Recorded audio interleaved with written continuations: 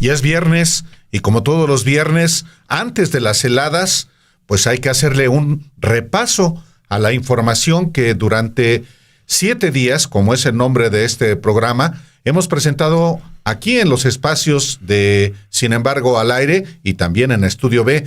Tú vienes muy reposado, Obed, después de 2 semanas de vacaciones. Sí, ¿qué se siente tomar 2 semanas de vacaciones? No lo sé. Yo no, de verdad. No, pues me siento tranquilo, ya lo necesitaba una pequeña pausa y sobre todo estar con los pequeños antes de que entren a clases, Álvaro. Por aquí ya estamos listos para arrancar y antes de eso, pues igual en seguimiento a lo que publicaban, pues ahí un abrazo a toda la familia, seres queridos de Huemantzin, un gran abrazo, nuestras condolencias desde este espacio y pues ahora sí, listos para comenzar en esta edición de 7 días, efectivamente, en una semana, Obed, y usted que nos escucha y que nos ve, marcada por el fin, literalmente, de una era, el fin de un poder del Estado, de una etapa de uno de los 3 poderes del Estado, el Poder Judicial, que con la elección del 2025, el 1 de junio, pues se renovó por lo menos a la mitad, pero sí se renovó completamente la Suprema Corte de Justicia de la Nación. Y digo literalmente el fin de una era porque esta Suprema Corte de Justicia de la Nación, ahora presidida por Norma Piña, comenzó hace exactamente 30 años, poquito más de 30 años, con el gobierno de Ernesto Zedillo, y la manera en cómo termina no es la mejor. No termina con las multitudes aclamando a los ministros, a la propia Norma Piña. Las que decían que los apoyaban, ¿no? Claro. Los aplausos que recibió en el salón de plenos de la Corte, pues es los empleados y se entiende, habrá gente que se quede sin trabajo, ojalá que pronto encuentren pues una nueva manera de vivir de manera honesta. Los que no van a tener problemas son los ministros, Obed, porque finalmente no solamente en un cargo como ese se logra tener no solo una buena vida, sino capacidad de ahorro. No creo que ellos al renunciar, al no contender en la elección, se aseguraron una pensión de por vida prácticamente. Vitalicia. Exactamente, que se conoce pero si usted la busca como pensión no la va a encontrar porque a partir precisamente del cambio de Zedillo cambia el nombre de haber por retiro, que los hechos es prácticamente una pensión de vitalicia. Pensión. También, entre otras razones, por eso la Corte termina como comenzó, con privilegios, con la defensa de intereses facciosos, con la defensa de los intereses de las élites. De hecho, por eso nace la Suprema Corte de Justicia de la Nación con Ernesto Zedillo, Obed. Y es importante repetir, insistir, aunque pueda parecer monótono, que termina una etapa del Poder Judicial en México. Y hay que puntualizarlo tanto como lo hemos puntualizado aquí, el dato histórico fundamental de la disminución de la pobreza. Hoy tiene fin esta etapa del Poder Judicial de la Federación y de la Suprema Corte, y es oportuno en ese sentido, Obed, hacer un repaso de cómo nació y cómo murió, porque estamos asistiendo a los funerales propiamente de la Corte. Faltan exactamente 8 días.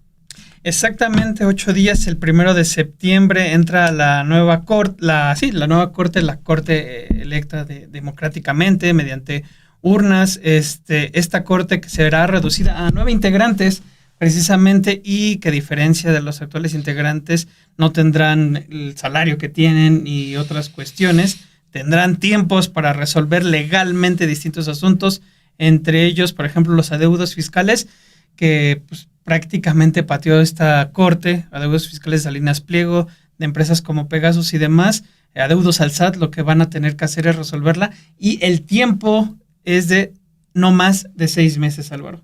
Sí, pues sí, no años y años y años de litigios para no pagar impuestos.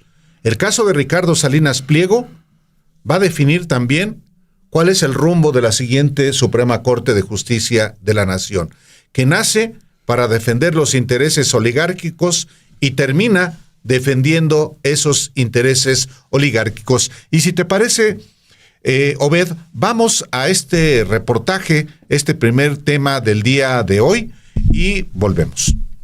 La Suprema Corte de Justicia de la Nación, creada por Ernesto Zedillo mediante un acto considerado despótico al destituir a todos los ministros y nombrar a sus afines, culmina 3 décadas de alineamiento con el Poder Ejecutivo. Bajo la presidencia de Norma Piña Hernández, se convirtió en una fuerza opositora a los gobiernos de Andrés Manuel López Obrador y Claudia Sheinbaum. La sesión del 19 de junio, cuando los ministros resuelvan las impugnaciones de organizaciones del magnate Claudio X González Guajardo a las 2 magistraturas del Tribunal Electoral del Poder Judicial de la Federación que fueron electos el 1 de junio, marcará el fin de la Suprema Corte de Justicia de la Nación instaurada por Zedillo. Esta reforma judicial, aprobada con el apoyo del PAN durante la crisis económica de 1994, permitió colocar a ministros, magistrados y jueces afines. Durante 2 décadas, la Suprema Corte de Justicia de la Nación vio a López Obrador como su principal adversario, desde el desafuero de 2005 impulsado por Mariano Azuela Huitrón en complicidad con Vicente Fox, hasta la anulación de sus reformas por la mayoría de ministros liderados por Norma Piña Hernández. Esta última, nombrada durante el gobierno de Peña Nieto, se alineó con la oposición y fue asesorada por intelectuales cercanos a Federico Reyes Heroles. Piña Hernández no promovió cambios para combatir el nepotismo y la corrupción en el Poder Judicial. En cambio, apoyó a la oposición para influir en las elecciones de 2024 y tras la derrota, intentó sabotear la reforma constitucional de López Obrador, enfrentándose a los poderes ejecutivo y legislativo. La Suprema Corte de Zedillo sobrevivió a los gobiernos de Fox, Calderón, Peña Nieto y López Obrador, con presidentes como Aguinaco Alemán, Góngora Pimentel, Azuela Huitrón, Ortiz Mayagoitia, Silva Mesa, Aguilar Morales y Saldívar Lelo de la Rea, hasta que Norma Piña Hernández asumió una postura abiertamente opositora. Por 3 décadas, la Suprema Corte favoreció a las élites políticas y económicas con decisiones que erosionaron su credibilidad. Un caso emblemático fue el del Fobaproa, donde Zedillo rescató a empresarios y banqueros. Fox, beneficiario del rescate, impulsó recursos legales para evitar auditorías y la Corte le dio la razón. En 1998, la Suprema Corte avaló el anatocismo, que es el cobro de intereses sobre intereses, favoreciendo a banqueros y perpetuando deudas. Otro fallo polémico fue el de la guardería ABC, donde murieron 49 niños. Aunque se comprobaron negligencias, no se sancionó a políticos priistas vinculados, incluida una prima de Margarita Zavala. Calderón reaccionó con enojo ante las críticas por la privatización de guarderías. En 2010, el ministro Saldívar, ponente del caso, fue víctima de un robo en su casa por parte de la Policía Federal de García Luna, quien también influyó en la Suprema Corte de Norma Piña Hernández al descongelar cuentas de la esposa de García Luna. La Corte también falló en casos como el del profesor indígena Alberto Patistán, a quien negó justicia tras 13 años en prisión, mientras amparó a secuestradores y un homicida. Además, rechazó transparentar declaraciones patrimoniales de funcionarios, incumpliendo mandatos constitucionales durante los gobiernos de Peña Nieto y López Obrador.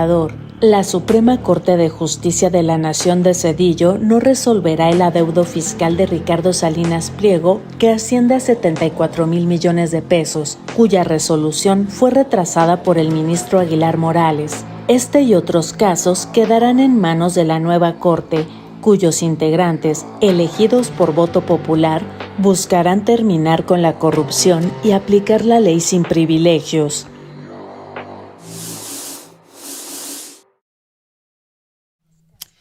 Pues bien, precisamente para hablar sobre este balance del cambio de corte, de la corte que herencia del cedillismo, la corte neoliberal, la corte de unos pocos que se mantuvo así durante mucho tiempo.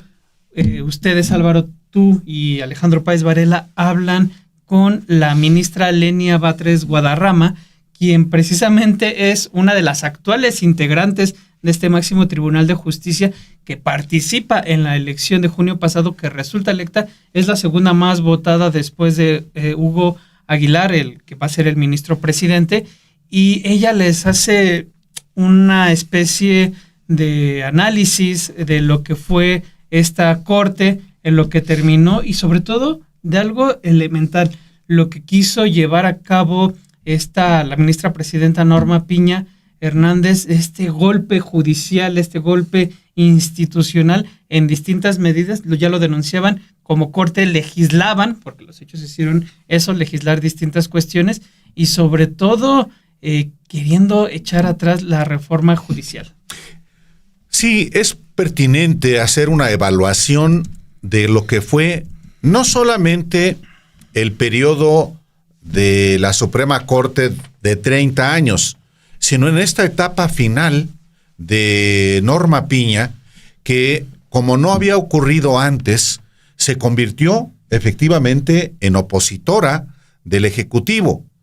Entonces, por supuesto que la evaluación se va a hacer en diferentes ámbitos. Habrá, como hay, quien está diciendo, es que fue Norma Piña la que preservó los derechos de los mexicanos, defendiendo la independencia judicial. Bueno, esa es una visión, esa es parte de la valoración que se hace desde la derecha sobre la corte que estamos asistiendo a su funeral. Pero también hay que hacer la valoración crítica y obviamente quienes desde dentro asumieron conductas diferentes, pues también es importante escuchar. Por eso Lenia Batres Guadarrama fue una ministra que sí asumió posiciones diferentes a partir de que fue impulsada por el entonces presidente López Obrador. La Corte en la Senado no alcanzó la mayoría. Su característica es que fue designada como también establece la Constitución por el Ejecutivo Federal. Y tenemos la posibilidad de hablar con Lenia Batres porque es una visión desde dentro de la Corte y es una opinión que tan importante es como las que defienden a Norma Piña y que tienen sus razones para defenderla. Escuchemos. Sí, yo creo que hubo varios momentos muy peligrosos.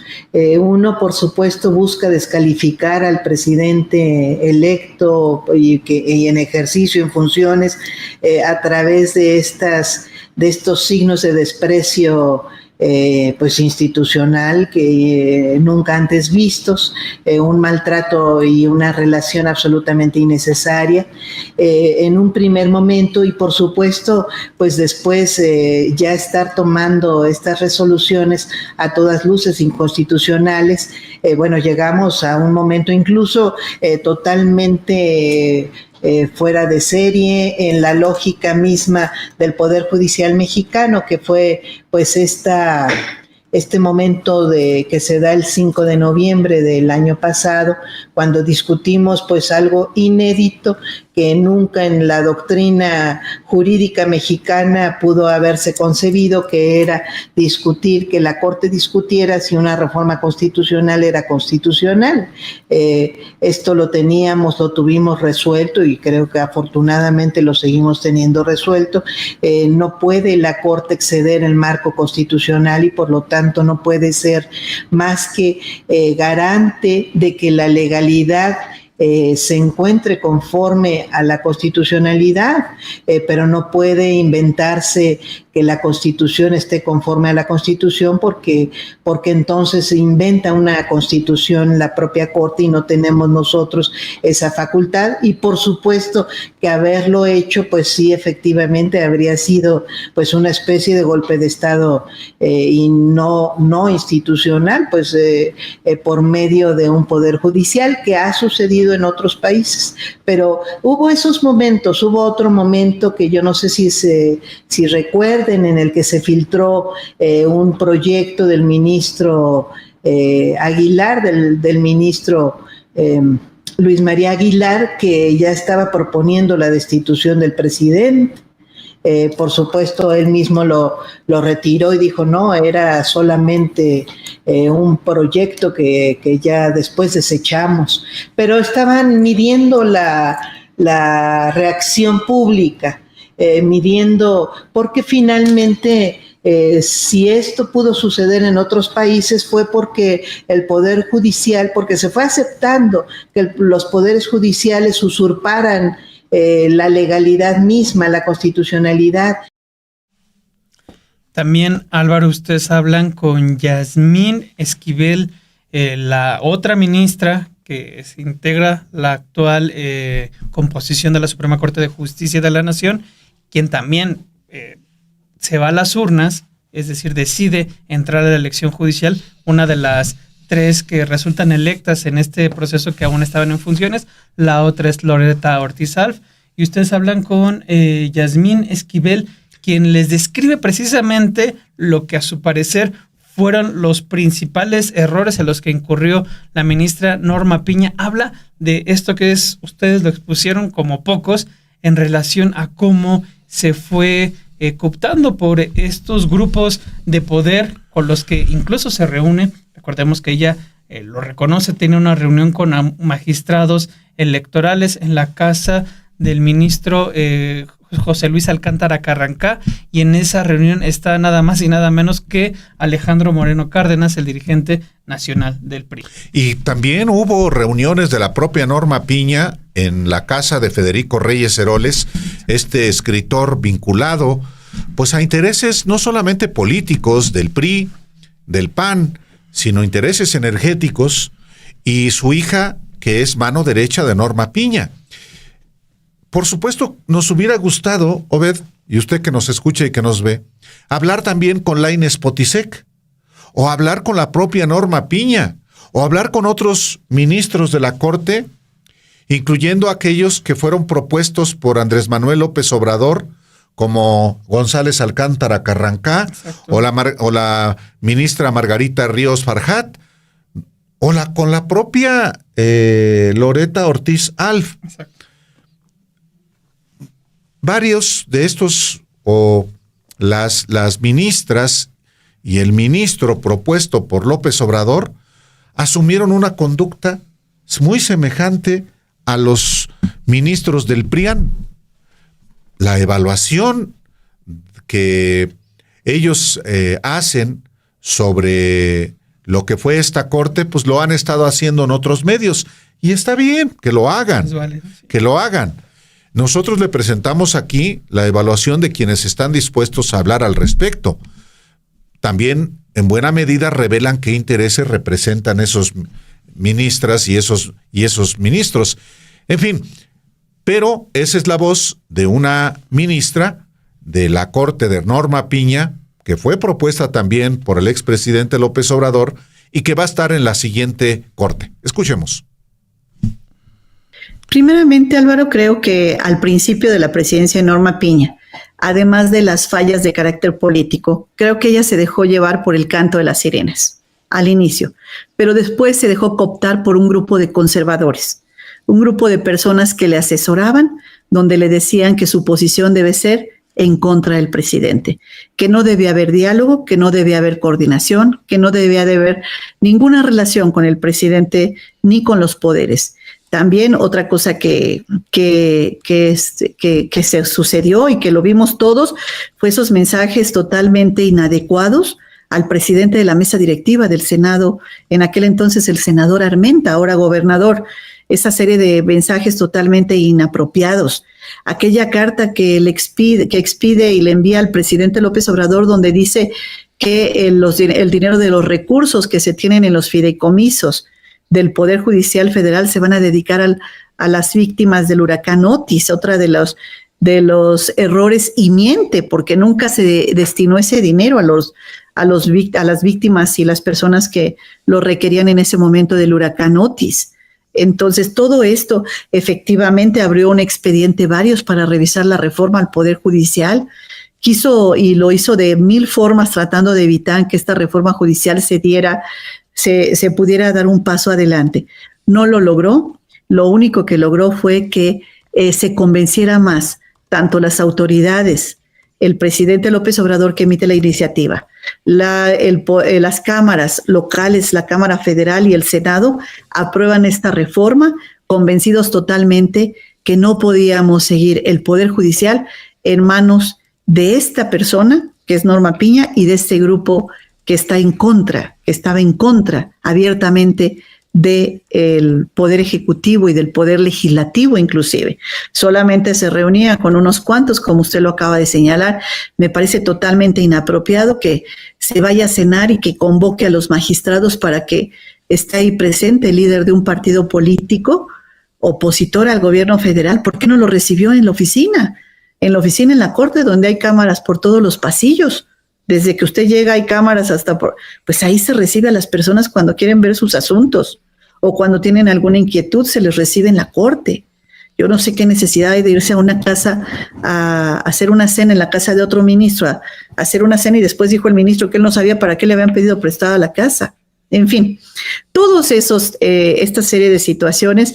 Y pues hoy yo le puedo decir que el ambiente en la Suprema Corte de Justicia de la Nación es un ambiente de tristeza, de desolación, bueno, porque ya se va este grupo y el 1 de septiembre llega con renovados bríos una integración de la Suprema Corte, por cierto, muy unida. Hemos tenido 4 sesiones donde hemos platicado acerca de número 1 que me parece fundamental, los acuerdos generales que tenemos que aprobar para que el trabajo de la Corte no tan solo continúe, sino se eficientice, se haga un trabajo realmente profesional, adecuado, correcto, de acuerdo a las expectativas de los ciudadanos.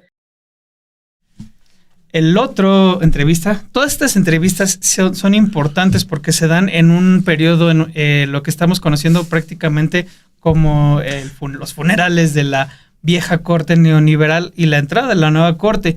En este camino, lo que ocurre y da lugar es precisamente un proyecto que tal vez no se le dio tanta difusión, pero fue importante. Estamos hablando del tribunal el proyecto que se discutió en el Tribunal Electoral del Poder Judicial de la Federación el miércoles, un proyecto elaborado por el magistrado Reyes Rodríguez Mondragón, muy cercano a Felipe Calderón y a Roberto Gil Suart. Trabaja, de hecho, para ambos. Él llega como magistrado y ya había operado. Recordemos que él era el presidente del Tribunal Electoral, y los magistrados, Mónica Soto, la que es la magistrada presidenta, el otro magistrado Felipe de la Mata Pizaña y el otro magistrado Felipe Barrera, lo sacan, hacen todo lo posible para que él renuncie a la presidencia, denunciando que había permitido la injerencia de despachos de abogados dentro del Tribunal Electoral. Despachos de abogados como los que tiene, ya después es algo que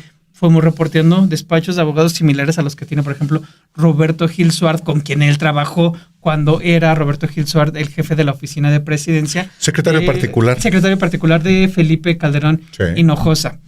En ese sentido, todo este contexto es importante porque el Reyes Rodríguez Mondragón prepara un proyecto en el cual dice que el uso de los acordeones fue determinante en la elección judicial y que por lo tanto se tendría que haber anulado. Si usted no vio la discusión, uno de los que interviene, Felipe de la Mata Pizaña, prácticamente destruye el proyecto al hacer una serie de cuestionamientos, particularmente al demostrar que lo que presenta Reyes Rodríguez Mondragón en este proyecto para anular la elección de los ministros de la Suprema Corte de Justicia de la Nación prácticamente era un proyecto sin pruebas, Álvaro. Sí, no minimicemos lo que estamos viendo en México en estos días. No es ocioso decir que estamos viviendo días históricos, porque no es solamente el fin de una Suprema Corte de Justicia de la Nación que nació hace 3 décadas. Es una recomposición completa del Estado mexicano. Hay, por supuesto, los malquerientes, la derecha que dice que es el fin de la república y estamos en una dictadura.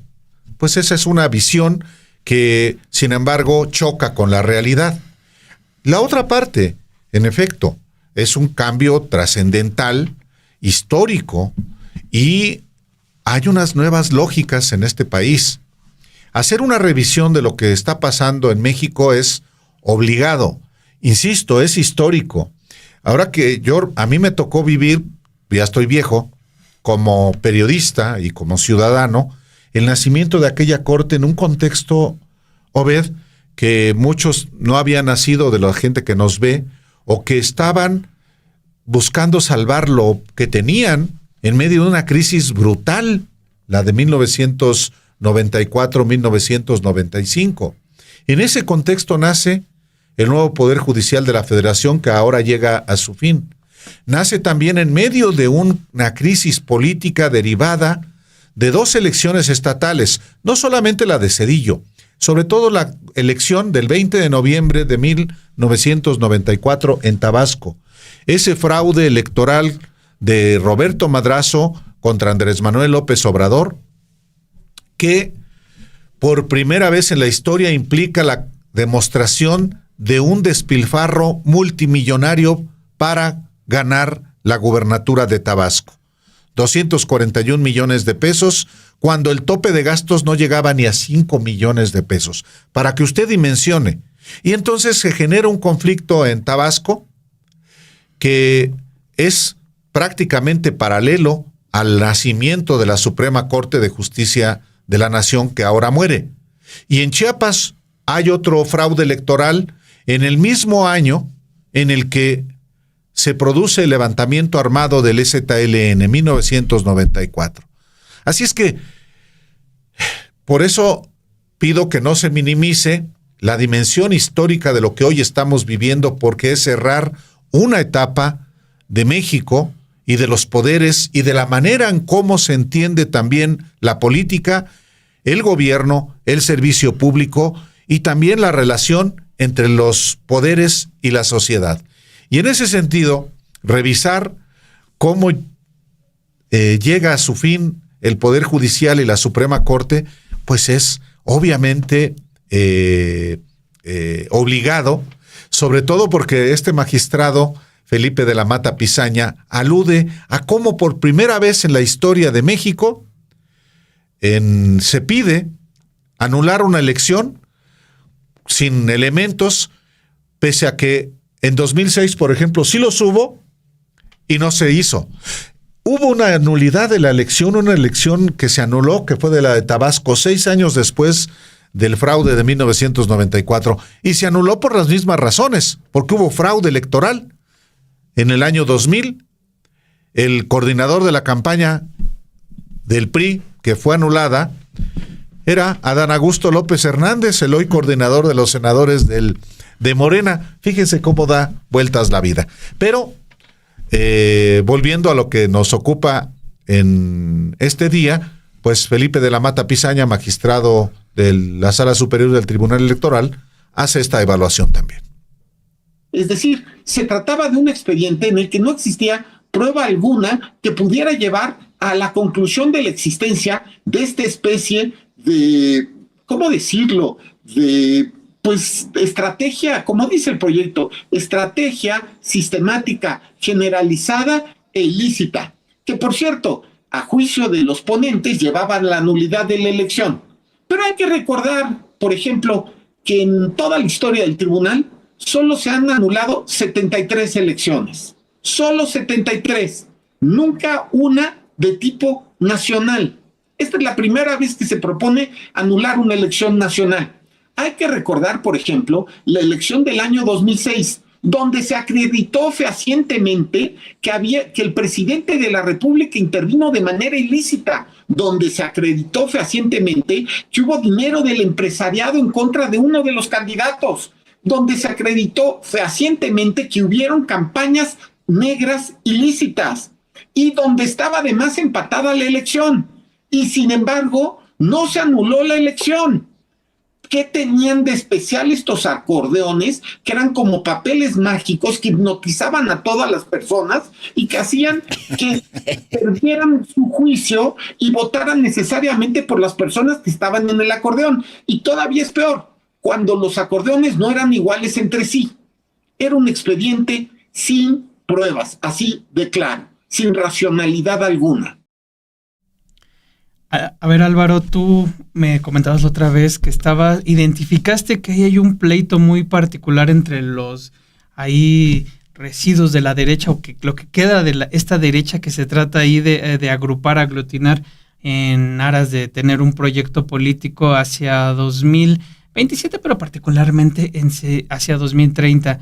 A ver, cuéntanos qué es lo que sucede ahí. No, lo que pasa es que a veces también dejamos de observar a la derecha, y la derecha es un sector muy numeroso en México, son millones. Y claro, protagonizan de pronto diferentes pleitos porque hay diferentes dimensiones. La derecha en México es la misma derecha, una más radical que otra, una más rabiosa que otra, hay una derecha intelectual que son pues los propios pensadores que fabricaron, por ejemplo, a Xóchitl Gálvez. Esa derecha muy acomodada al PRIAN, pues está muy activa, no deja de estar activa a pesar de sus derrotas culturales, de sus derrotas históricas. Y hay otra que se mueve de manera diferente. Por ejemplo, la que representa a Eduardo Verástegui, que es un personaje que hace ostentación de su catolicismo, pensando que con eso la gente que profesa la religión católica en México se va a ir con él. Bueno, si así fuera, hubiera sido candidato presidencial en 2024, ¿no? Totalmente. Ahora anda construyendo su partido político. Dice la ultraderecha, es la misma derecha de Claudio X González, la misma derecha del PRI, la misma derecha del PAN. Pero hoy protagonizan también, porque finalmente desde ahora está una disputa por el voto conservador, pues es por esos 20 millones de votos que ganó Xóchitl Gálvez y el partido Movimiento Ciudadano, que son finalmente los que se disputan este voto conservador, el PRIAN y el PRIAN naranja, y ahora con nuevos protagonistas, entre ellos el partido que construye actualmente Eduardo Verástegui, que por cierto, uno dice, y conste que nosotros nos dedicamos a esto. ¿Quién ha visto a Eduardo Verástegui en una plaza pública? En algún lugar diciéndole, oiga, lo invito a afiliarse a mi partido, Viva México. Unos minutos cuando fue a presentar su registro como candidato independiente, y eso fue como candidato independiente de Viva México, ¿no? No, entonces, bueno, pero es muy interesante ver cómo está hoy discutiendo pública y abiertamente con otras expresiones de la derecha, de manera particular con la alcaldesa de Cuauhtémoc, una Sandra Cuevas, o la sucesora de Sandra Cuevas, muy parecidas las dos, en esta alcaldía muy importante de la Ciudad de México, que a lo mejor usted que vive allá en Tecate, Baja California, dice, ¿y a mí qué me importan Cuauhtémoc? O usted que vive en Tizimín, en Yucatán, o en Tlajomulco, en Jalisco, o en Ciudad Valles, en San Luis Potosí.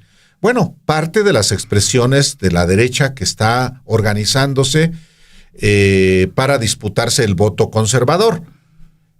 Pero estos días recientes, Obed, ha sido hasta divertido ver cómo Eduardo Verástegui y Alessandra Rojo de la Vega, la alcaldesa de Cuauhtémoc, pues se dan con todo, porque Alessandra Rojo de la Vega, por cierto, ha convocado para el 31 de agosto una manifestación en la Ciudad de México para mostrar cómo la resistencia ante la 4T. Ella quiere ser jefa de gobierno y quiere ser presidenta de la República.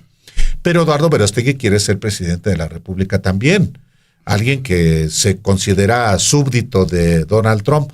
Entonces, como parte de esta disputa, bueno, Enrique Krause dice que de Alessandra Rojo de la Vega es uno de esos liderazgos que van a recuperar la República ahora que está muerta. Bueno, está bien.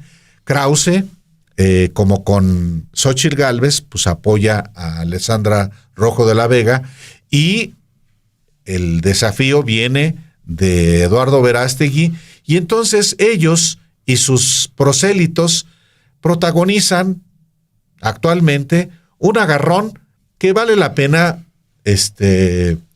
verlo y documentarlo, como es el caso de este trabajo.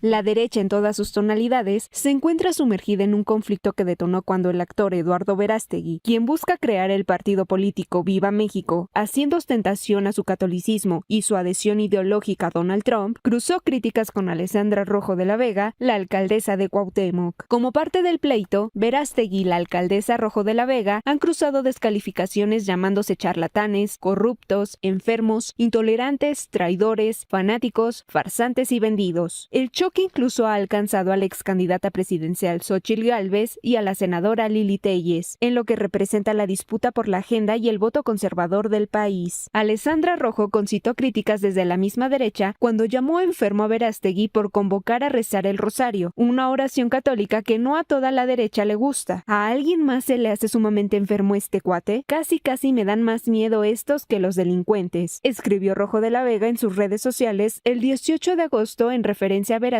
quien le respondió también por redes sociales. Alessandra, lo verdaderamente enfermo no es rezar el rosario ni defender la vida, la familia y la fe que nos dio identidad. Lo enfermo es atacar a quienes creen en Dios, como si eso nos hiciera delincuentes. Y como lo dijeron nuestros mártires cristeros con valentía, yo también lo repito y lo invito a repetir. ¡Viva Cristo Rey! A partir de ese día, los proselitos de ambos se han confrontado sobre quiénes son los que representan a la derecha del país y han cruzado también calificativos. Irving Gatell, un proselito de Rojo de la Vega que se asume sionista y que justifica las matanzas del ejército de Israel contra habitantes de Gaza, criticó a Verástegui por pretender imponer el catolicismo a todas las personas y por hacerle el trabajo sucio a Morena. En la discusión intervino el consultor Cristian Camacho, quien organizó para el PAN en el Senado la firma de la Carta de Madrid con la presencia del fundador de Vox, Santiago Abascal. Los que perjuraban que Xóchitl derrocaría a López Obrador son exactamente los mismos que hoy lo repiten con Rojo de la Vega, sostuvo. Everardo Padilla, ex dirigente juvenil del PAN y ex diputado federal, apoyó también a Verástegui, pese a que llama opoficción a ese partido. La exdiputada federal del PAN, Teresa Castel, también condenó a la alcaldesa y hasta deslindó a su partido de ella. Incluso Alejandra Morán, de Chalecos Amarillos, se sumó a la respuesta de Castel contra Rojo de la Vega. Ante las críticas que le lanzaron, Verástegui las atribuyó a las redes sociales del PRI y PAN. Querida familia, juntos vamos a drenar el pantano. No caigan en la trampa de estos bandidos. Son los mismos mercenarios que estaban a sueldo cuando postularon a Xóchitl Gálvez. Ya nadie les cree.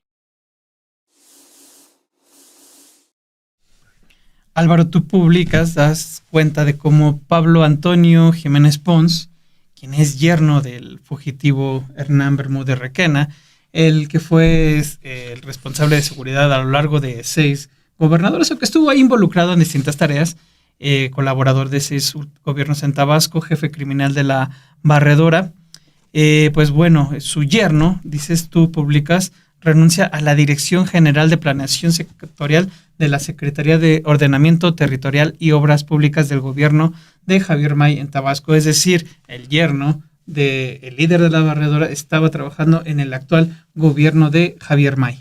Sí, efectivamente dimos a conocer esta información a partir de que publicamos también la carta de renuncia de este muchacho que se casa con la hija de Hernán Bermúdez Requena, prófugo desde febrero de este año 2025. Se casan en enero y en febrero obviamente el suegro Hernán Bermúdez Requena asiste a la boda y en febrero huye de México por ser señalado de ser el fundador y el jefe del grupo criminal La Barredora.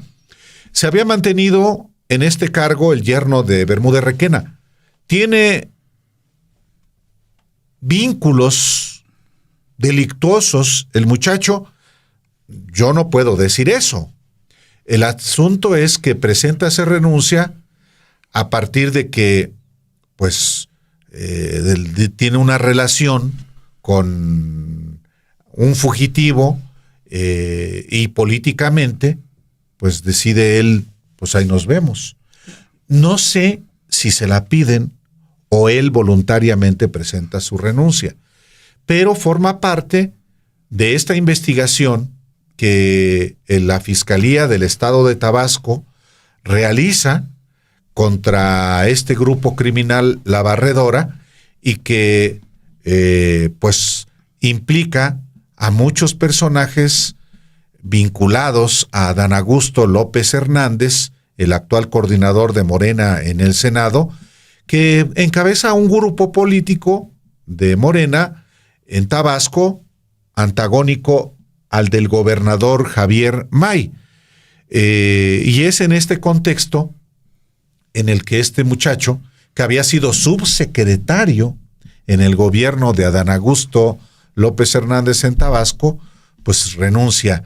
Pero es información que nosotros, por supuesto, difundimos porque es de interés público y porque tiene que ver con lo que está pasando en el estado de Tabasco. Así es que, si te parece, vamos a ver esta información.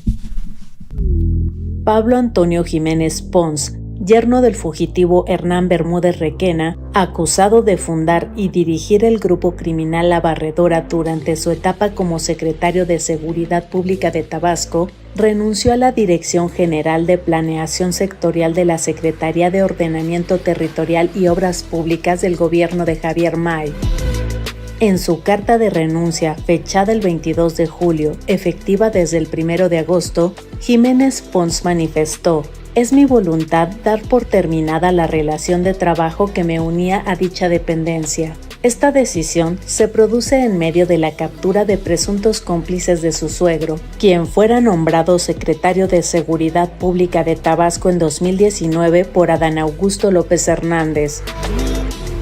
Jiménez Pons, casado con la hija de Bermúdez Requena, fugitivo desde febrero de este año, un mes después de la boda, se había desempeñado como subsecretario de Planeación de la extinta Secretaría para el Desarrollo Energético durante el gobierno de López Hernández. Aunque su carta de renuncia no alude al problema judicial de su suegro, en el ámbito político tabasqueño se atribuye su decisión al parentesco.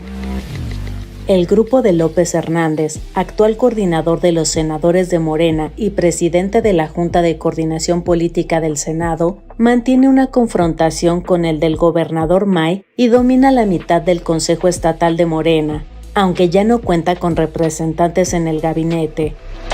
Jiménez Pons era uno de los últimos allegados a Bermúdez Requena y López Hernández que permanecía en la estructura de gobierno de May. Entre los pocos que quedan figura Jaime Lastra, hijo del diputado federal del mismo nombre que llevó a Bermúdez Requena a Tabasco, quien se desempeña como secretario particular del secretario de la SOTOP, Daniel Casasus.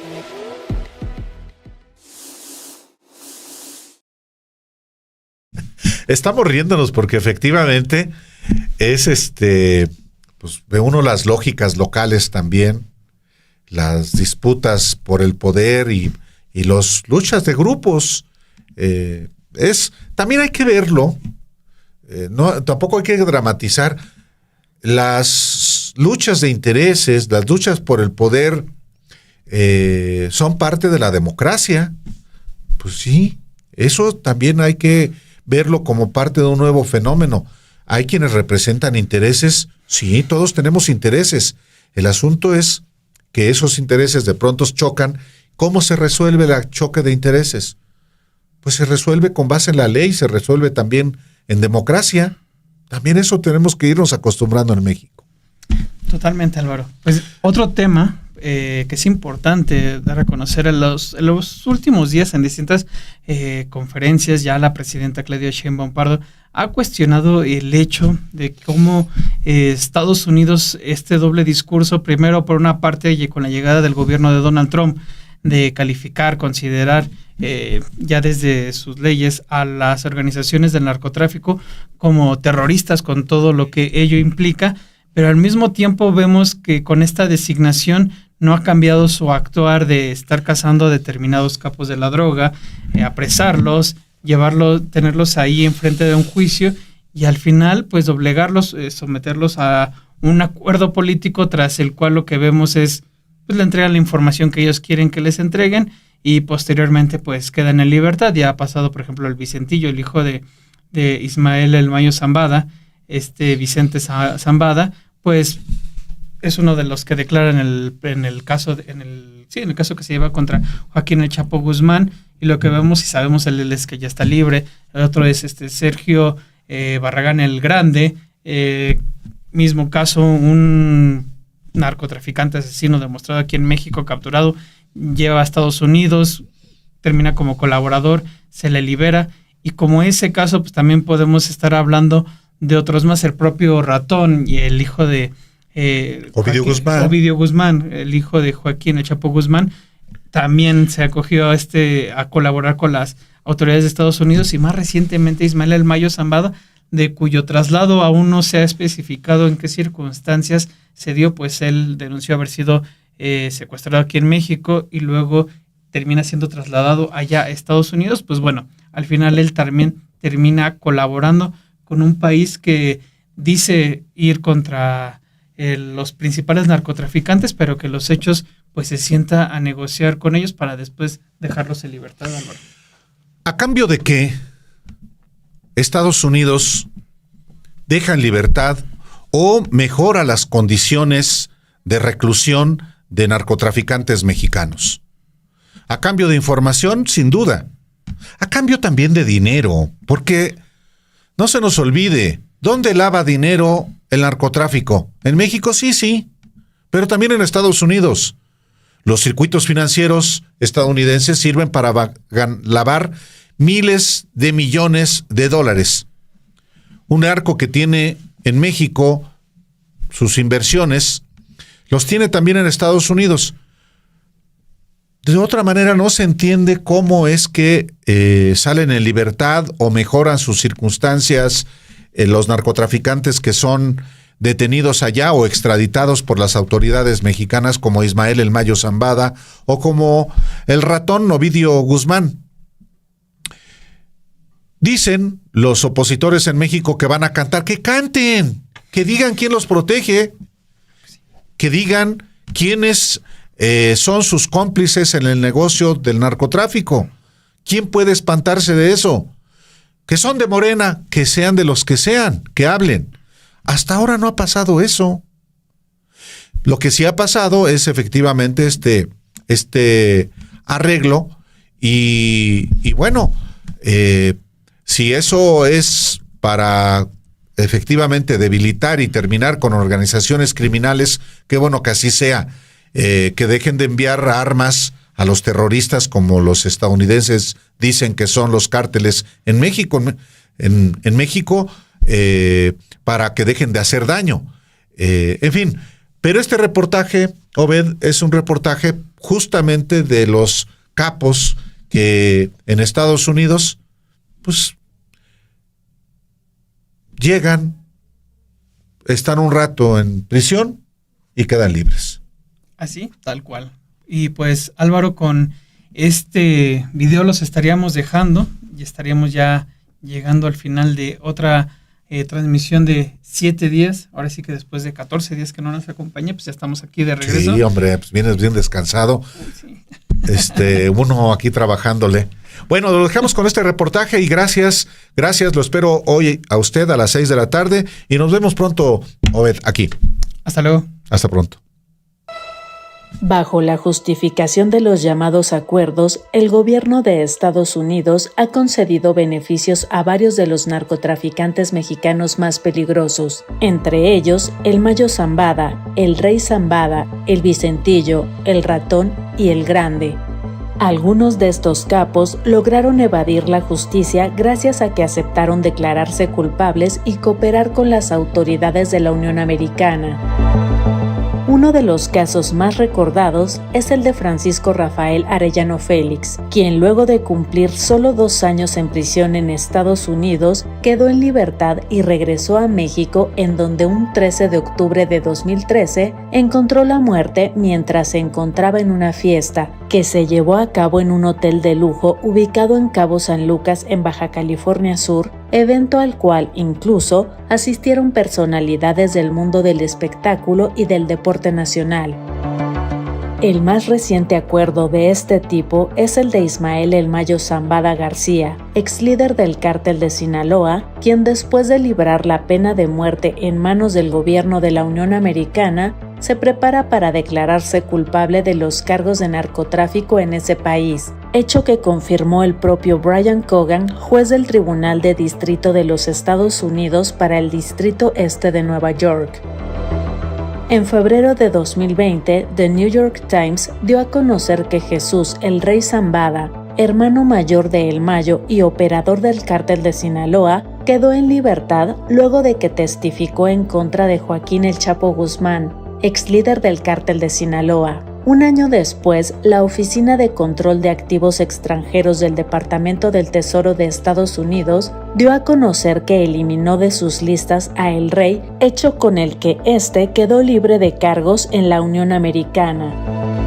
En febrero de 2024, Jesús Vicente Zambada Niebla, alias El Vicentillo, hijo de El Mayo, fue fotografiado en el aeropuerto de Washington, Estados Unidos, listo para tomar un vuelo nacional. Aunque El Vicentillo estaba preso en la Unión Americana, medios internacionales informaron que solicitó la libertad anticipada y aunque se desconoce la fecha exacta de su liberación, en abril de 2022, el Departamento del Tesoro, a través de su sitio web, dio a conocer que Vicentillo fue eliminado de su lista negra de cabecillas del narcotráfico.